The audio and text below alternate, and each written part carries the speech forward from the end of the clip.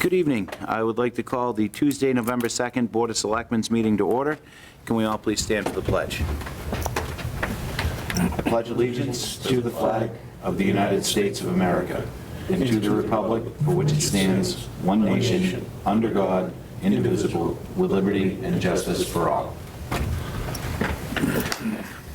Okay. I do not have any announcements this evening. Seeing as that, is there anyone here for anything not currently listed on our agenda? Seeing as none, I will move right into our first agenda item, which are appointments for the local cultural council and possible votes. We have Sean Anderson, Kathleen Landers, and Jennifer Stinchfield. And how many of you are here other than, all right, come on up.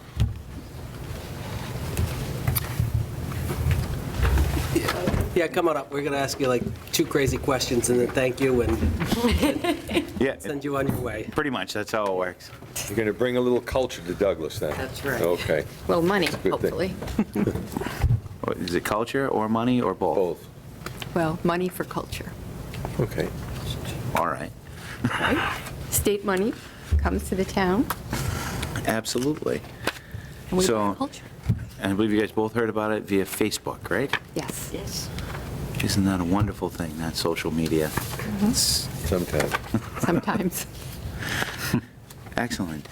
So I know you do quite a bit down on the Council on Aging and all that other good stuff. I don't really have any questions other than I kind of obviously thank you very much for getting involved and wanting to participate in one of our committees and boards that we desperately seek volunteerism on it. I think we were kind of at a critical threshold on the council, on the cultural council, with lack of membership, so it pays off.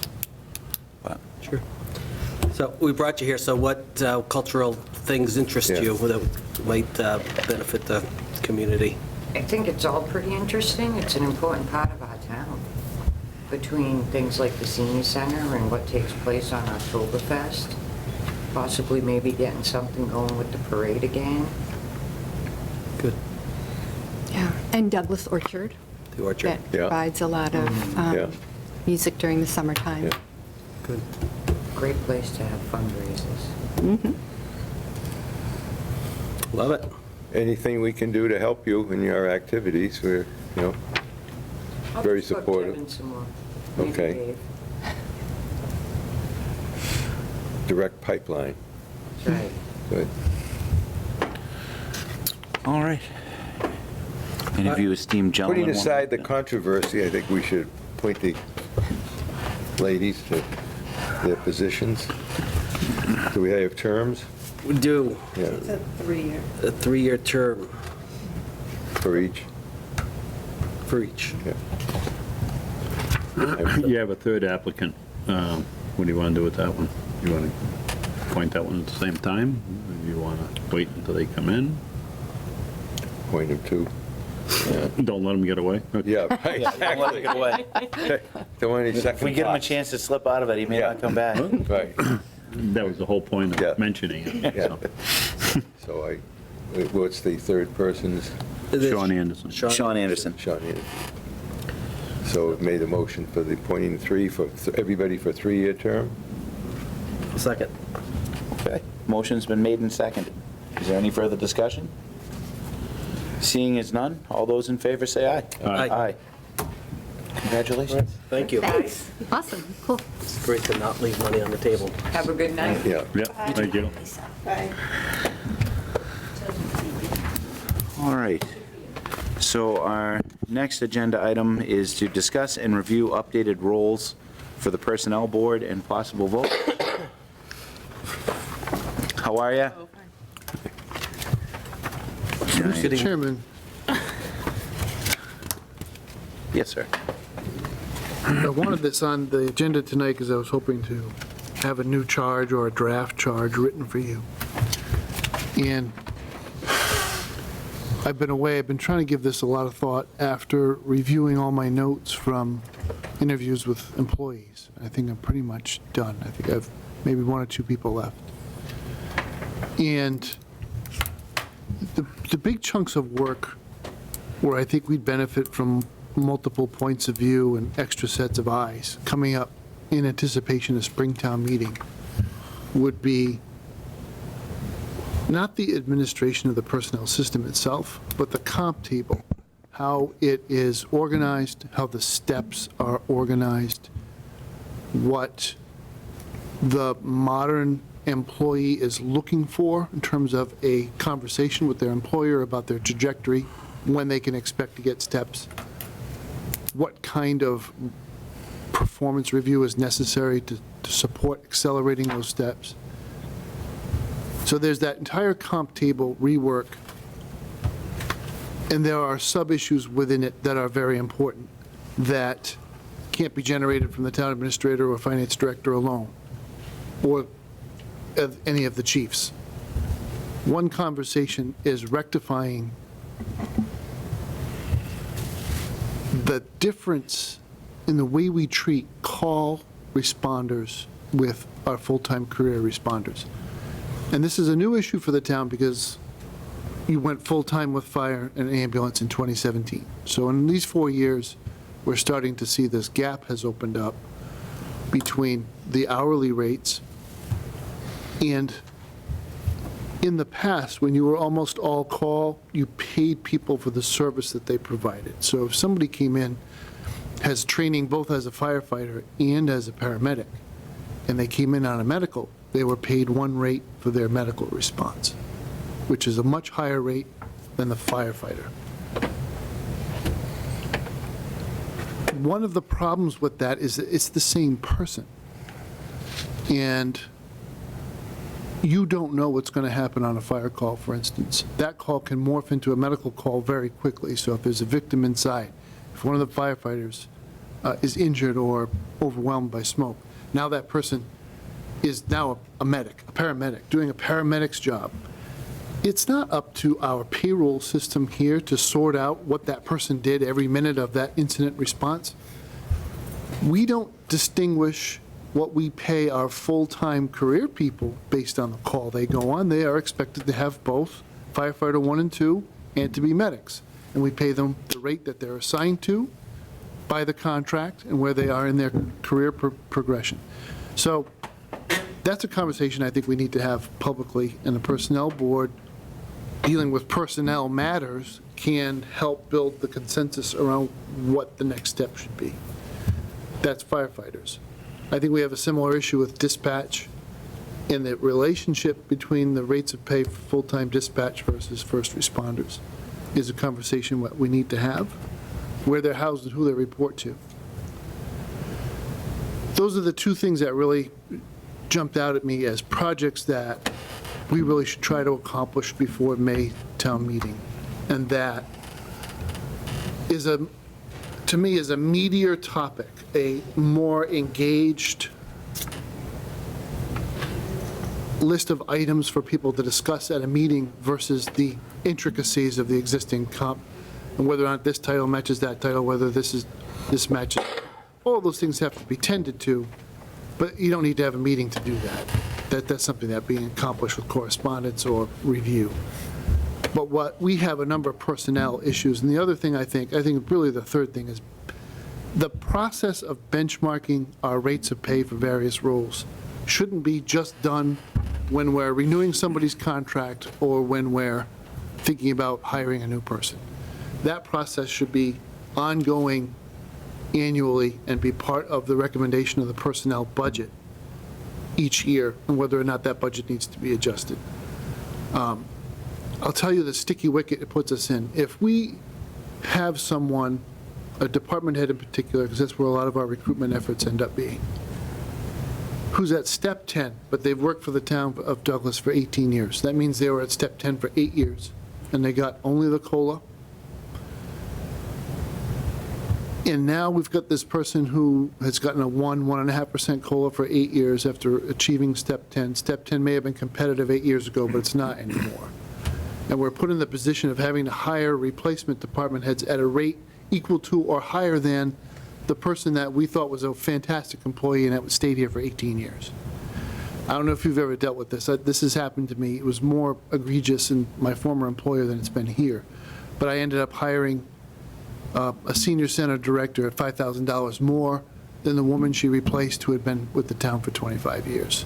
She was really angry with me and insulted, but I couldn't get anybody to take the job for less than what I offered the person.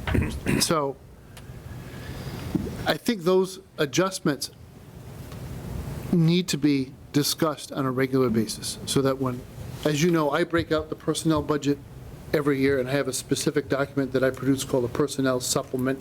If you want to know what anybody is paid, you just need to thumb your way through, find the department, see how much their pay went up and why, whether it was a COLA or a step or both. That document is part of the budget process. It should be every year. We can finalize that well before we do the rest of the budget. Again, if the Personnel Board took upon itself to review that for accuracy and whether that was their understanding of where the staff was, and recommended that part of the budget as part of the FinCom's process, it takes a lot of weight off my department heads. What I've tried to do behind the scenes, really in the last 4 years, is eliminate department heads calculating their compensation forecast for the next year. Because we were having, everybody was doing it differently, and everybody, to the T, was doing it differently than the finance director. So, they present a budget, I'd get it back and be all red marks, pennies here, pennies there, $1 here, $1 there, and it drove me mad, frankly, because really the system is very well documented, what somebody's going to be paid, how many hours they're going to work. I know Lisa, in her role at the fire department, added a lot of meat to the bones in terms of figuring out people's shift rotation and how much we would actually be paying people based on how their shift rotation worked out over the next fiscal year. Those are the kinds of things that we can budget for with a tremendous amount of accuracy. But if you're asking, so that's what I think their charge should be. I want a chance to write that up. Maybe I'll pass a draft to Chris and to Ellie and Ms. McCullum, and then we can get some feedback at your next meeting on that before it comes back here. But if those ideas sound like they're interesting to you, I think the value added to the town of having your experience and the work you've done in the past adds a lot of credibility to the process, as opposed to having me or a department head generate that on their own. So, Sounds good. Nothing to do. Help you out. Excellent. that's where I'm at with it. Does anybody have any, I kind of want to monologue. Please you, that's a concrete task to help us with? Anything, like I Okay. said, anything to help out, All right. like we were talking about job descriptions, it's like we could paste it all in, and then you guys could keep adding to it, Yeah. just to get it formal. It's like, right now, you've got a whole concoction of them, so. We do, but I think with job descriptions, so this is where it becomes like, the department head and I will draft something, we send it to Labor Council, and at that point, it's pretty much done. It comes here for your approval, and now they're being put either it's really not a binder because it's electronic, but we have an electronic file. Now, we have almost all of them done. I think we might want to catch up with a couple that may not have been updated since 2012. But if anything we've advertised for, we've redone the job description. And we followed your template. So what we add to it is mostly all the ADA Yeah. language around capabilities, because that's a modern practice that Labor Council insists that we do. What we Yeah. thought is we would help you do a lot of cut and paste stuff that's time consuming, which you're, more valuable doing other things, Yeah. sure. But I think my department heads have really captured a lot of this, and so I feel like it's the issues where we're talking about changing something that's really important, where we feel exposed and the need for more conversation on the record, transparent. And those things like job descriptions and wording here and there, we can still discuss those things at your meetings. It's just not the crux of what you're being talked about. It's not the whole meeting is going to be about the phrasing of a It paragraph. shouldn't be. It should be about the overall Actual direction need of the personnel what they're system. doing, yeah. Right. Right. I like that a lot. I think it will help spur the transparency and the discussion. Well, I think more that you- people want to be involved in the conversation too, because they may not care about a job description, but they're going to care a lot about the overall personnel spend of the town and whether it's fair or not, the way we've set it up. I think it's more interesting. I'm a geek. We all are. That's why we're here. Okay, sounds, So I will do that. So we're running up against Thanksgiving, but I will try to get a draft out to you, today's Tuesday, before this Friday, Okay. or Monday next, That's fine. for you to have a meeting, and then we'll come back to the board, hopefully with an agreed-upon charge, so to speak, for the committee. All right, Perfect. excellent. Sounds good. Good. All right. Thank you for Okay. coming in. So you're still working on the roll then, so we don't have anything itemized? Well, that's what I'm going to do. That's what you are going That's what we're doing. Okay. So we'll- That's what I'm we'll saying, write where that are up. we as far as the roll? Well, it's advisory, right? So, but Right. I'm going to put some really specific projects into the list of the things, and that, as time goes on, the projects will change. But the level of engagement hopefully won't. You never put personnel issues to bed. You're always going to have to deal with what it takes to recruit the next person, whether or not people are getting along, whether or not the work is organized. All of that's going to have to constantly, a good organization will adapt to the challenges that it has to face. And so it's never going to be the days of every town hall, city hall being file cabinets and clerks typing on Gone. typewriters are long gone. And they should be. Right. My company eliminated those in 2093. Yeah. Yeah, went computers, total. It was nice. Yeah. Scan into touchscreens. Yep.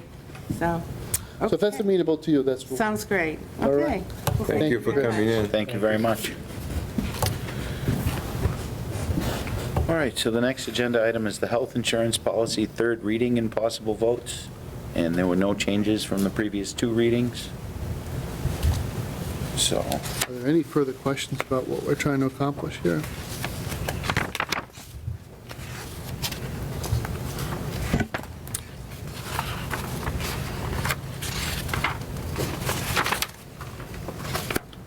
It's not all this text. The changes are actually, help me out here, Lisa. There is some, Qualifying event, and it's actually the one-time deferment or suspension of enrollment. So we're learning as we do this. What we're trying to accomplish is save money for the town. Sometimes people are eligible to retire before they turn 65. And when that happens,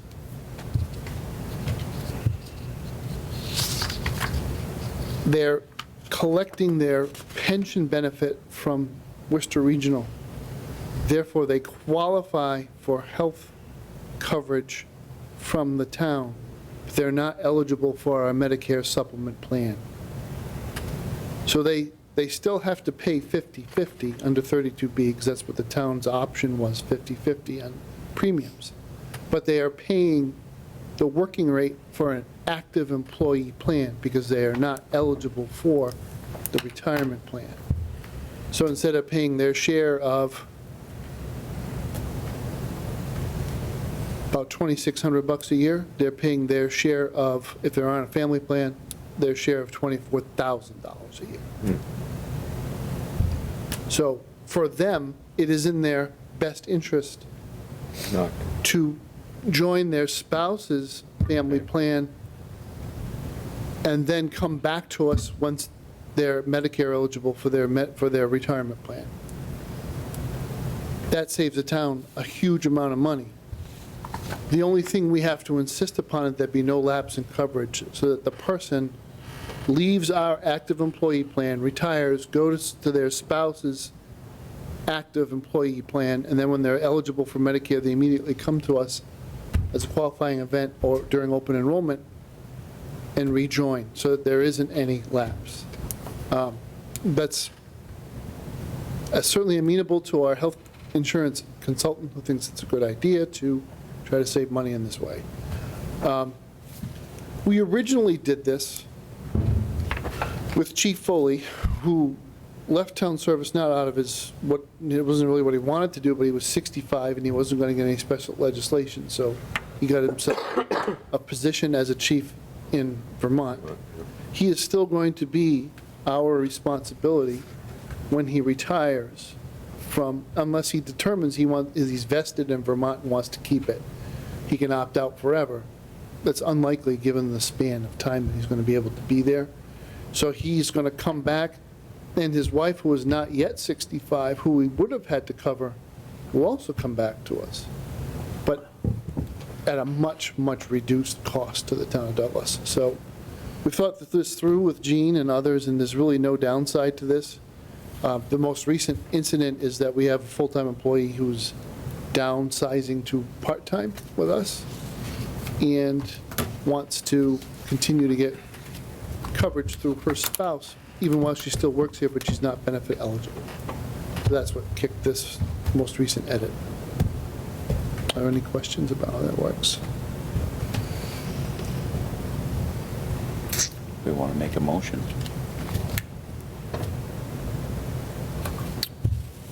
Any questions? No questions. All right. I'll make a motion that we approve the health insurance policy after 3 readings. Second. Motion's been made and seconded. Is there any further discussion? Seeing as none, all those in favor say aye. Aye. Aye. Any opposed? Good. Approved minutes and possible votes.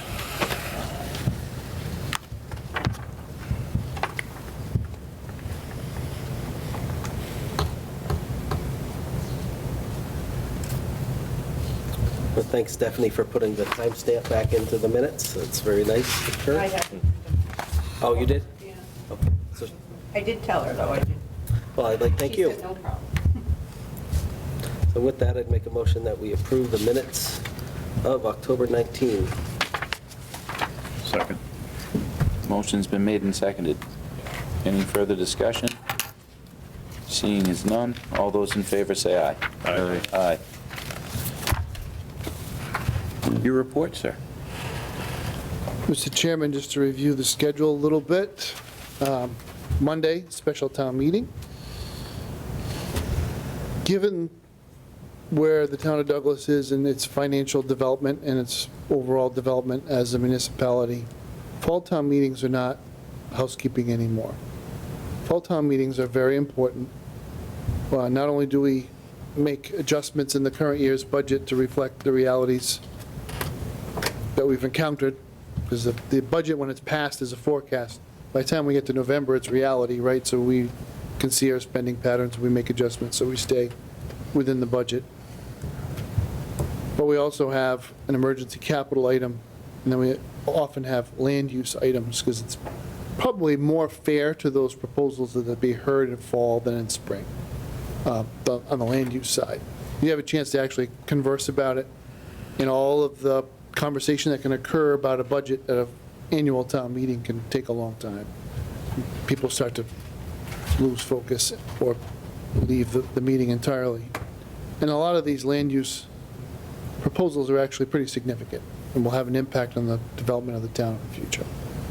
So I would encourage voters, you've got, I believe the flyer is out and has reached households, to please attend special town meeting in the fall. I forget how many, were we up to 14 articles? Or did it 12. stop at 12. 12? I think we stopped at 12. So that's Monday.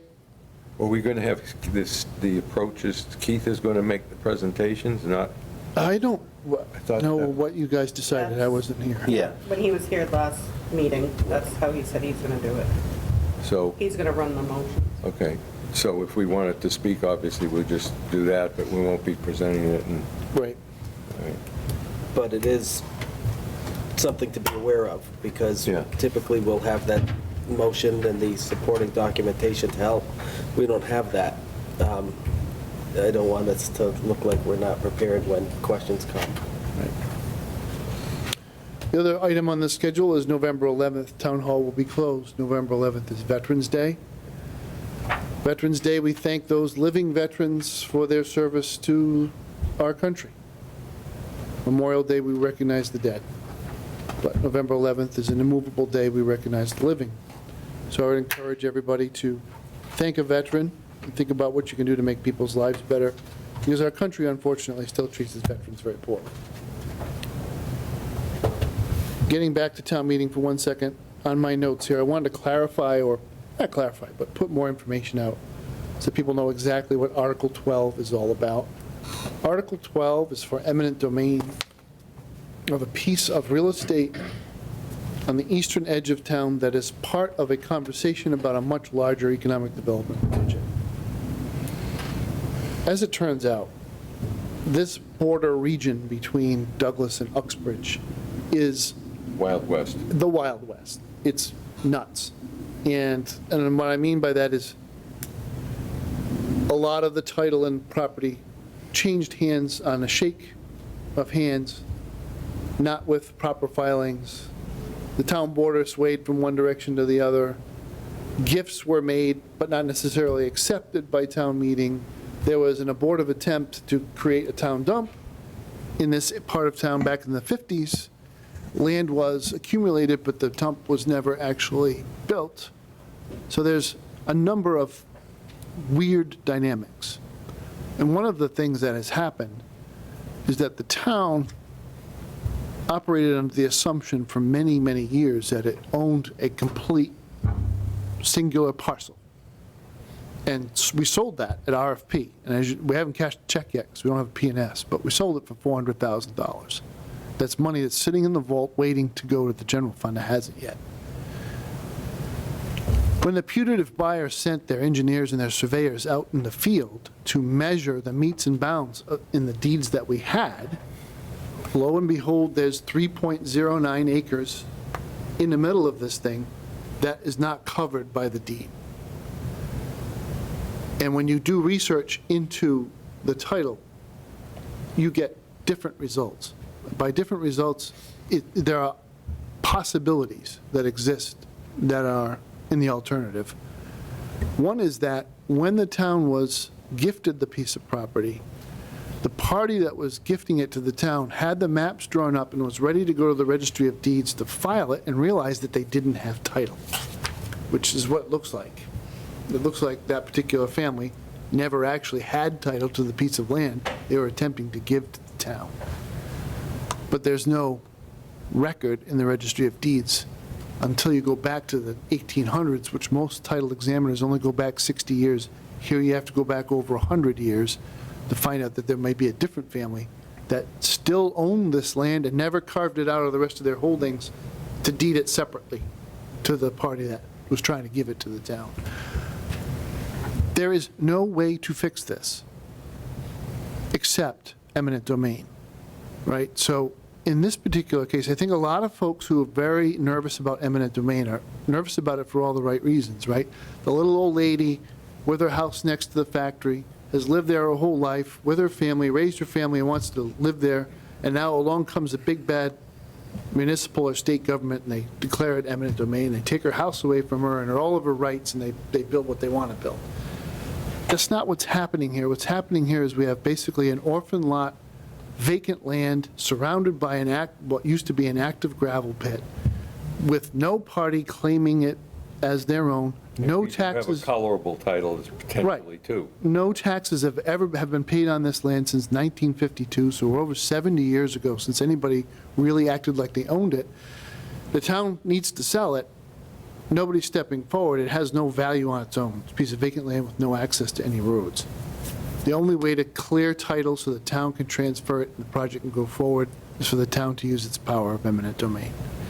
It's not the same, but it's not completely different from the Sullivan land, where it was the town's impression that it had been gifted a piece of property. Town meeting voted to accept the gift, which the law school I went to, that's it, right? Yeah. You're giving me a gift, I accept it. There's nothing else to talk about. But this guy didn't transfer title to us, so we ended up taking it with eminent domain. He was subsequently paid an amount of money to settle the case. That was well worth it, because we ended up selling it for over $200,000 more than we paid for it. That's the dynamic. That's what Article 12 is all about. I just want to assure people that this isn't the example I gave. That you see something, you want it, and you don't have the wherewithal to buy it, so you take it. That's not what's happening here. Here, there's a title problem that can't really be solved. And if you don't solve it, everything it turns into a real mess. On October 25th, Mr. Chairman, the governor of the Commonwealth and his administration announced a round of economic development grants under the MassWorks program. They announced a total of $66.5 million in grants. The town of Douglas received $3 million of that $66.5 million for one project, and another $300,000 for a different project. The $3 million goes towards an $8.1 million project to upgrade and extend both water and wastewater services from roughly, bless you, from the North Street, Gilboa Street intersection all the way down Gilboa Street, across 146 to Lackey Dam Road to the project that's going to occur at the old, at Mrs. Bedoyan's old, there's an old junkyard there, and there's a gravel pit in the front under the power lines. Currently, the private parties and the town using ARPA funds form the match for the MassWorks grant. The objective is to use the MassWorks grant as a match for an EDA, Federal Economic Development Infrastructure Program grant to backfill the balance of the project. But that is not a condition precedent to the project going forward. I just want everybody to understand that. Just because we're pursuing more grants doesn't mean that the project won't go forward with the $3 million we've already received. What went into this was a tremendous amount of work, and it's what I want to make the public aware of, is that you don't just type in 2 or 3 paragraphs into a grant application and send it off, and everybody gets a nice warm fuzzy feeling about your project, and they say, oh yeah, sure, you can have $3 million. It's not what happens. So the water commissioners had voted some funds, and town meeting, I believe, voted funds to do all of the engineering necessary to make this project shovel-ready, because MassWorks grants are not given to theoretical conceptual projects. They are given to projects that are at no less than 90% engineering. So we'll be at 100% and ready to put the project out to bid within the next few weeks. So there's a there there. This is no longer a theoretical conversation about what might happen. This project is going forward one way or the other. So this is going to have to trigger a number of internal conversations about emergency traffic, regular traffic, public awareness around traffic patterns on what is really a very busy road during the day. Gilboa Street, it depends on which traffic study you look at, but it's right around 4,800 cars a day, trips a day. So that's going to alter. It'll be in one lane. The other, if we're running two different utilities down the road, one will be on one side, one will be on the other. They have to be a certain distance away from each other by code. The other $300,000 is for engineering related to a future project on Davis Street that we contemplate being necessary. It's actually all related because the party that's vacating real estate to make the warehouse project on Gilboa Street possible is looking to relocate to Davis and then clear out land that the town of Douglas owns. And what we would need to do is have water and sewer engineered to connect that potential development 4 or 5 years hence. And all of that work needs to start now in order to be ready for the next round of grant applications that it would be eligible for. So all told, it's $3.3 million. I don't know if the town's received a grant that large. I don't think so. Never. So I think we were the 5th highest. we were the 5th highest. Yeah, and a lot of larger communities were behind us, so, which shows a lot of credibility that the state has in us in this project. Yeah. So Governor Baker and the Lieutenant Governor Polito have been doing the tour. They're going to get to us, I think, soon, if not next. The town of Uxbridge was successful with a $1.5 million grant application to bring water to that massive building you can see being built at the old Serendipity site, a large portion of which is already up. There's no water there, so they really took a risk, I think, going as fast as they have. So I would think if I were the advance team for the governor, I would say Uxbridge and Douglas, one exit apart. We'll do that the same day, no kidding. So I'm hoping to hear from them soon. Yeah, I think it'd be good to have as many of us there if the governor were to come. I mean, he really has stepped up for this town in respect to not only the grant here, but the solutions at the state forest over the past couple of years have been really quite nice, and I'd like to be there for that. So another grant activity, we are, as always, pursuing green communities. I think I already updated you on that. We're going to begin a dialogue around Complete Streets. Complete Streets is a bit of a planner's, for the rest of us, it's a nightmare because it's a planner's dream, to address the configuration of traffic patterns. Bill really wanted to push some of this because there's a lot of money and a lot of towns don't apply. So it was kind of a wide open opportunity. I will share with you my bias, Mr. Chairman, members of the board. I despise bike lanes. I think that they have become a joke because the state wanted to push Complete Streets money out. Towns applied. The bike lanes don't connect to anything before the project. They don't connect to anything after the project, but they were installed as part of the project, and they just basically create risk for anybody who might actually attempt to use them. My favorite example is Route 1 in Plainville near the casino. That was a Complete Streets project. There's actually a bike lane on the ramp that you merge onto Route 495 from Route 1. If you rode your bike there, you are suicidal at best. You're crazy. It's silly, right?